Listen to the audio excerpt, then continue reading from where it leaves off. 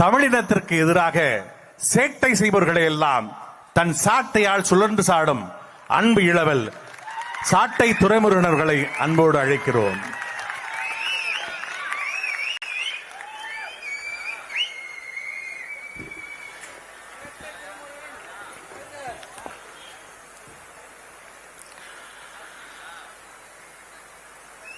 ஒடுக்கப்பட்ட மக்களுடைய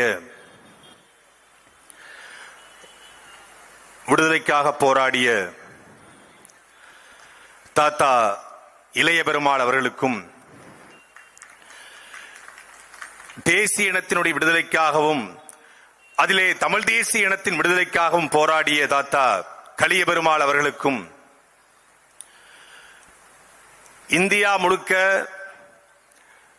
பிற்படுத்தப்பட்ட, மிகவும் பிற்படுத்தப்பட்ட, ஒடுக்கப்பட்ட மக்களுடைய இடஒதுக்கீட்டுக்காக நாடெங்கிலும் அலைந்து இன்றைக்கு நாம் தாசில்தாராக, விஏஓவாக, பேராசிரியராக பல்வேறு பணிகளில் இருப்பதற்கு காரணமாக அமைந்திருக்கிற நம்முடைய உண்மையான சமூக நீதி போராளி தாத்தா ஆணைமுத்து அவர்களுக்கும்,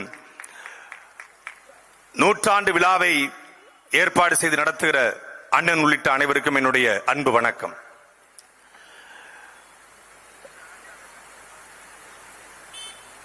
தாத்தா கலிய பெருமாளை பற்றி எல்லாரும் பேசினாங்க. 2021 திமுக ஆட்சிக்கு வந்த உடனே முதல் கைது சீமான் தம்பியின் கைது, என்னுடைய கைது பண்ணி திருச்சி சிறையில் வச்சிருக்காங்க. அப்ப சிறை அதிகாரி அவர் நிறைய தலைவரை பற்றி தெரிந்தவர், சீமானுடைய பேச்சுகளை கேட்கக்கூடியவர். அது லாக்டவுன் காலகட்டம் நெருக்கடியா இருக்கும், ஆனாலும் கம்பிக்கு உள்ள நான் இருப்பேன், கம்பிக்கு வெளியே என்கிட்ட பேசிட்டே இருப்பாரு.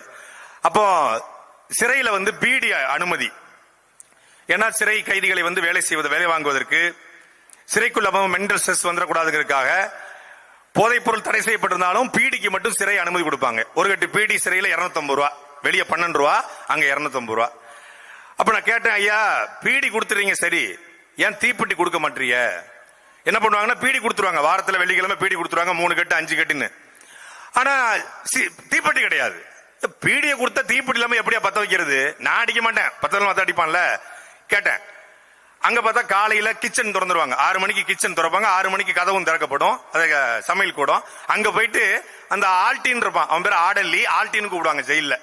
ஆல்டி என்ன பண்ணுவான், நம்ம பிளாக் ஆல்டி நேரா ஓடி போவான், ஓடி வேக வேகமா போவான். போய் ஒரு கறித்துண்டு கங்கு அதை ஒரு இவனே நைட்டு பெட்ஷீட்டை முழுக்க கிழிப்பானுங்க, அந்த பெட்ஷீட்டை கயிறா திரிப்பானுங்க. அந்த பெட்ஷீட் கயிறா திரிக்கிறது எப்படிங்கிறது அப்புறம் சொல்றேன். பெட்ஷீட்டை கயிறா திரிப்பானுங்க, கயிறா திரிச்சு அதை கங்குல பத்த வச்சு கொண்டு முக்குல போட்டுருவானுங்க. அதை வச்சு இரவு முழுக்க பகல் முழுக்க பத்த வைப்பானுங்க. அப்ப கேட்ட, ஐயா புகை நாத்தடிக்குது, ஒரு தீப்பெட்டியை கொடுத்துட்டு போயிடலாம்னு. நாங்களா கொடுக்க மாட்டோம்னு சொல்றோம், உங்க ஆளு பண்ணிவிட்ட வேலை தான் இந்த வேலைன்னாரு. எங்க ஆளா? எந்த ஆளு அப்படின்னு? அதான் உங்க தாத்தா கலிய பெருமாள் பண்ணிவிட்ட வேலை தான் இந்த வேலை. என்னங்க அப்படின்னு அப்ப சொல்றாரு, சிறையில இருந்து தப்பிக்கிறோம்னு உங்க தாத்தா கலிய பெருமாளும் உங்களுடைய புரட்சி போராளி தமிழரசனும் முடிவு பண்ணிட்டாங்க. திருச்சி சிறையில முடிவு பண்ண உடனே என்ன பண்றாங்க, சிறைக்குள்ள வெடிமருந்தை கொண்டு வர முடியாது, வெடிகுண்டை கொண்டு வர முடியாது. என்ன பண்றாங்க, சிறைக்குள்ள வச்சே வெடிகுண்டை தயாரிப்பதற்கு 2 பேரும் முடிவெடுக்கிறாங்க. இவரு பொறியாளர், இவரு வாத்தியாரு, எல்லாத்தையும் தெரிஞ்சவர். முடிவெடுக்கிறாங்க. முடிவெடுத்து என்ன பண்றாங்கன்னா, சிறைக்குள்ள வெடிமருந்து எப்படி கொண்டு போறது?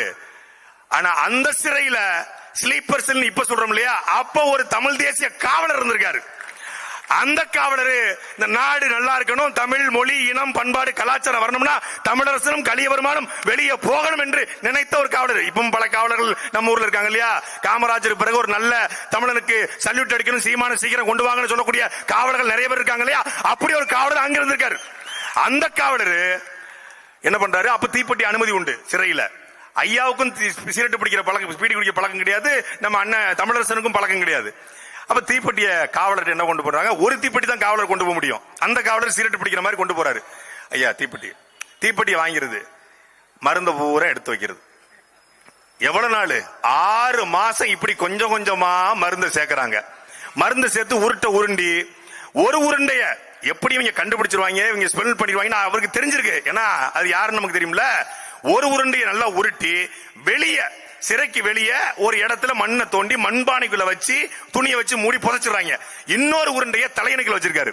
சிறைக்குள்ள திடீர்னு சூப்பரண்டன்ட் கண்காணிப்பாளர் ரைடு வராரு. தெரிஞ்சிருது, எப்படியோ பிடிச்சிடறாங்க. ரைடு வந்து டப்பு டப்புன்னு உருட்டி எடுத்து, என்னங்க அது தலையில் நீங்க வந்து மருந்து வச்சிருக்கீங்க, என்ன மருந்து அப்படின்னு, தீக்குச்சி மருந்துங்க.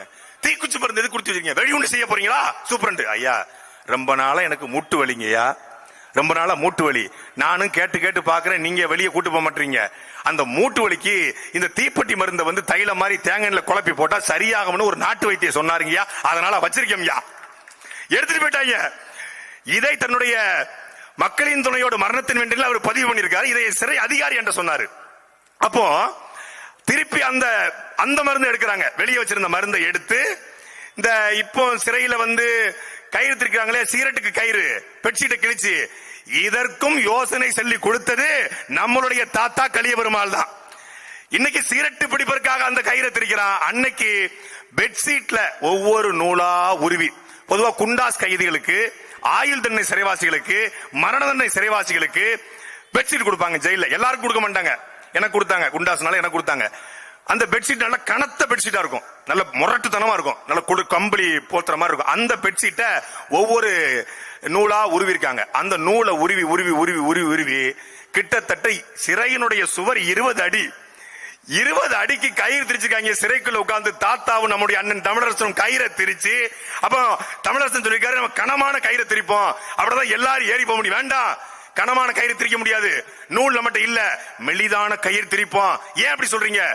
அந்த மெலிதான கயிறு திரித்து இதே சிறையில நம்ம கூட இருந்த ஒருத்தர் தப்பிச்சு போயிருக்காரு. அவர் வேற யாரும் இல்ல, எங்கள் திருநெல்வேலி மண்டை சார்ந்த சிவலப்பேரி பாண்டி, திருச்சி ஜெயில கடைசியா தப்பிச்சு போனவர். சிவலப்பரி பாண்டி அப்படி தப்பிச்சு போயிருக்காரு. அதனால அவரை ஃபாலோ பண்ணி நாமளும் போவோம்னு சொல்லி கயிறை திரிக்கிறாங்க. கயிறை திரிச்சு உள்ளேயே வெடிகுண்டு தயாரிச்சு, இன்றைக்கு சிறை கம்பிகள் மாற்றம் செய்யப்பட்ட கம்பி. இன்னைக்கு கலைஞர், ஜெயலலிதா, கருணாநிதி எல்லாம் வந்த பிறகு கட்டின ஜெயிலு, அன்னைக்கு திருச்சி ஜெயிலும் போது 1886 வெள்ளக்காரன் கட்டின ஜெயிலு. அவ்வளவு உறுதியா இருக்கும், இவ்வளவு தண்டி கம்பி. இந்த கம்பி கிட்டத்தட்ட இவ்வளவு இந்த மைக் தண்டில இருக்கும். இந்த கம்பிய எதை வச்சு அறுத்தாங்கன்னே தெரியல, அறுத்திருக்காங்க. அறுத்து அதை திரிய வந்து வெளியே போட்டு பத்த வச்சு கம்பி கேட்ட உடைச்சு வெளியே போய் 7 பேர் தப்பிச்சு திருச்சி சிறையில இருந்து வெளியே வந்திருக்காங்கன்னா எவ்வளவு பெரிய மன உறுதி கொண்டவர்கள், ஆற்றல் கொண்டவர்கள் என்பதை புரிந்து கொள்ள முடிகிறது. அப்படி ஜெயில தீப்பெட்டி தடைக்கு காரணம் நம்முடைய தாத்தா கலியபெருமாள். இப்படி ஒவ்வொரு பொருளா தடையாவதுல அதுக்கு பல தடைகளை போட்டாங்க. ஏன்னா எப்படியாவது இந்த மக்களுக்காக போராட வேண்டும் என்ற வெறி. இந்தியாவில் எத்தனையோ தலைவர்களை, புரட்சியாளர்களை, போராளிகளும் கேள்விப்பட்டிருக்கிறோம். புறக்கணிப்பாங்க. சிறையில் இருக்கும்போது சாப்பாட்டை புறக்கணித்த தலைவர்கள், சிறையில் இருக்கக்கூடிய வீட்டை நான் பார்க்க மாட்டேன்னு புறக்கணித்த தலைவர்கள், மனு பார்க்க மாட்டேன்னு புறக்கணித்த தலைவர்கள், வழக்கறிஞரை பார்க்க மாட்டேன்னு புறக்கணித்த தலைவர்கள், இப்படி பல புறக்கணிப்புகளை நிகழ்த்திய தலைவர்கள் நாம் கேள்விப்பட்டிருக்கிறோம். இந்தியாவில் இல்ல, உலகத்திலேயே மரண தண்டனை விதித்து நீதிமன்றத்தை புறக்கணித்த ஒரே தலைவர் நம்முடைய தாத்தா கலியபெருமாள் மட்டும்தான். நமக்கு நீதிமன்றம் தான் உள்ள வச்சிருக்கு, வெளியே வந்துதான் ஆகணும். நீதிமன்றத்தின் மீது எனக்கு மதிப்பு இல்ல, நீதிமன்றம் என்பது மக்களுக்கானதல்ல. எங்க அண்ணா சொல்லுவாங்க, அது நீதிமன்றம் இல்லடா, அது தீர்ப்பு மன்றம் பாரு, அது தீர்ப்பு தான் வழங்குது, எங்க நீதி வழங்குது என்று இந்தியாவிலே பாபர் தீர்ப்புக்காக பேசிய ஒரே தலைவர் அண்ணன் சீமான். அண்ணன் சீமானுடைய தாத்தா கலியபெருமாள் சொல்லிருக்காரு, அது நீதி வழங்காது, அதனால நீதிமன்றத்தை புறக்கணிக்கிறேன் என்று புறக்கணிச்சார்.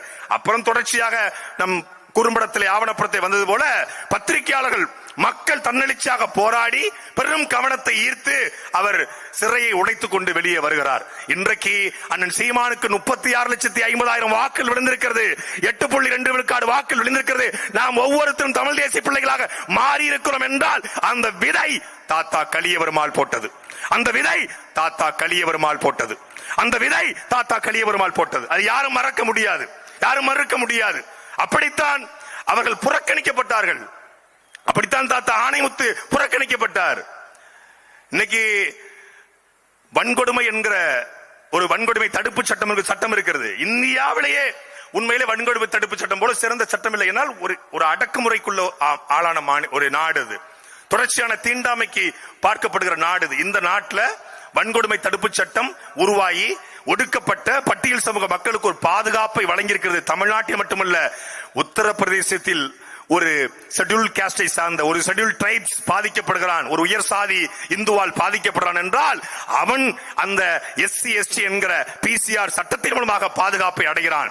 அதே போல பீகாரிலே, அதே போல ஆந்திர பிரதேசிலே, அதே போல தமிழ்நாட்டிலே எல்லா மாநிலங்களும் இன்னைக்கு பிசிஆர் என்கிற வன்கொடுமை தடுப்பு சட்டம் இருக்கிறது என்றால் அந்த தடுப்பு சட்டத்தை இந்தியா முழுமைக்கும் பயணப்பட்டு தீண்டாமை ஒழிப்பு கமிட்டி என்கிற கமிட்டியுடைய தலைவராக இருந்து அதை வடிவமைத்து கொடுத்தவர் நம்முடைய தாத்தா. இதே காட்டுமன்னார் கோயிலில் பிறந்த இளைய பெருமாள் அவர்கள். மறைச்சிட்டான், வரலாறு மறைச்சிட்டான். உண்மையிலேயே நேத்து நம்ம கட்சியில் இருக்கக்கூடிய ஒரு முக்கியமான அண்ணனே, தம்பி கலிய பெருமாள் ஐயா தெரியும், யார் இந்த இளைய பெருமாள்னாரு. நமக்கே இந்த நம்மனா தமிழ்நாடு முழுக்க ஐயா இளைய பெருமாளை இந்த திமுகவும் இந்த காங்கிரசும் இந்த ஆளும் கட்சிகளும் எப்படி கொண்டு போய் சேர்த்திருப்பான்னு புரிஞ்சு கொள்ள முடிகிறதா? போலியாக தன்னுடைய சாதிக்கு இடஒதுக்கீடு வாங்கி கொடுக்க போராடி இடஒதுக்கீட்டே தலையில மாத்தி போட்டவன் சமூக நீதி போராளின்றான். அதுக்குள்ள தெலுங்கு லாபியை வச்சு அதுக்குள்ள ஒரு 3 விழுக்காட வாங்கி கொடுத்தவன் சமூக நீதி போராளி, சமூக நீதி அரசியல் பார்த்தவர்ன்றான். ஆனா உண்மையிலேயே சமூக நீதி போராளியாக யார் இருந்திருக்கணும்? யார் இருந்திருக்கணும்? ஆணைமுத்தவர்கள் தான் இருந்திருக்கணும். ஆணைமுத்து தான் சமூக நீதி போராளி. இன்னைக்கு ஒரு தேவர் சமூகத்திலே ஒருத்தர் ஐபிஎஸ் ஆக முடிகிறது, ஐஏஎஸ் ஆக முடிகிறது.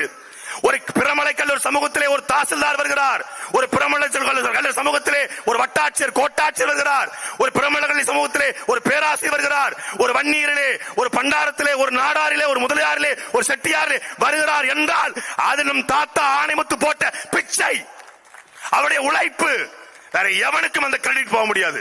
ஆணைமுத்து மட்டும்தான் நாடு முழுக்க அலைஞ்சு ஓபிசி இடஒதுக்கீட்டை உருவாக்கி கொடுத்தவர், மண்டல் கமிஷன் உருவாக காரணமாக இருந்தவர் நம் தாத்தா ஆணைமுத்து. மறைச்சிட்டான். ஏன்? தமிழர். இதே மணிஷியா இருந்திருந்தா, மணவாடா இருந்திருந்தா கொண்டாடி தீர்த்திருப்பான். நாடு முழுக்க சமூக நீதி போராளின்னு வானத்துக்கு சிறை வச்சிருப்பான். இதே நம் தாத்தா இளைய பெருமாள் மணிஷியா இருந்திருந்தா, மணவாடா இருந்திருந்தா சென்னை மெரினா கடற்கரை சிறை இருந்திருக்கும். இதே நம் தாத்தா கலிய பெருமாள் இன்னொரு சமூகத்துல பிறந்து சேகர் பாபுக்கு சொந்தக்காரரா இருந்திருந்தா மெரினா பீச்ல சிலை இருந்திருக்கும். வைக்கிறான்ல சொந்தக்காரனுக்கு பூரா பார்க்க திருச்சியில பார்த்தா திடீர்னு நம்ம ஊர்ல சொன்னாங்க திடீர் சாமிம்பாங்க. வேப்ப மரத்துல துணியை கட்டி விட்டுருவாங்கல்ல, அப்புறம் இந்த மயில் கல்ல துணியை கட்டி திடீர் சாமி. அது மாதிரி திடீர் பெரியார். என்ன நேத்தாண்ட அந்த வழியா போனேன், நைட்டு தாங்க வச்சாங்க. எல்லா இரவுகளும் அது பெரியார் சிலையாவே இருந்துருமா? ஒரு நாள் அது முத்துராமலிங்க தேவர் சிலையாக, ஒரு நாள் மூக்கியா தேவர் சிலையாக, ஒரு நாள் இளைய பெருமாள் கலிய பெருமாள் ஆணைமுத்து சிலையாக அந்த இடம் மாறாதா? மாத்துவோம். அதுக்கான வழித்தடத்தை எங்கள் தாத்தாக்கள் போட்டு கொடுத்துட்டு போயிருக்காங்க. அழித்தொழிப்பு போராட்டம். நாங்கள் ஆளை கொள்ள வருகிற அழித்தொழிப்பு போராட்டம் அல்ல.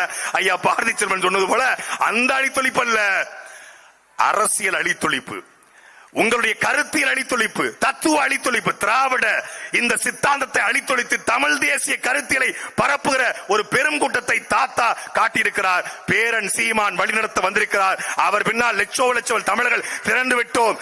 உண்மையிலேயே எங்களுக்கு ஆன்மாவின் மீதோ மறு பிறவியின் மீதோ பெரிய நம்பிக்கை கிடையாது. ஆனால் உண்மையிலே எங்கள் தாத்தாக்களுக்கு ஆன்மா என்று ஒன்று இருக்கும் என்றால் நிச்சயமாக இந்த கூட்டத்தை பார்த்து 3 பேரும் ஆனந்த கண்ணீர் வடிப்பார்கள். இதற்குத்தானே நாம் உழைத்தோம். அதை சீமான் நடத்தி கொண்டிருக்கிறான். ஒரு 500 பேரை இந்த காட்டுமன்னார் கோயில்ல இந்த பகுதியில் ஒரு 200 பேரை திரட்டிட மாட்டோமோன்னு உழைச்ச ஐயா கலிய பெருமாள் இன்னைக்கு ஆயிரக்கணக்கான தமிழர்கள், தமிழ் தேசியவாதிகள், பச்சை தூய தமிழர்கள் கூடி அவருக்கு புகழ் வணக்கம், வீர வணக்கம் செலுத்துகிறோம் என்பதே தாத்தா கலிய பெருமாளுக்கும் இளைய பெருமாளுக்கும் ஆணை முத்துவுக்குமான உண்மையான வீர வணக்கம். நன்றி, வணக்கம். நாம் தமிழர்.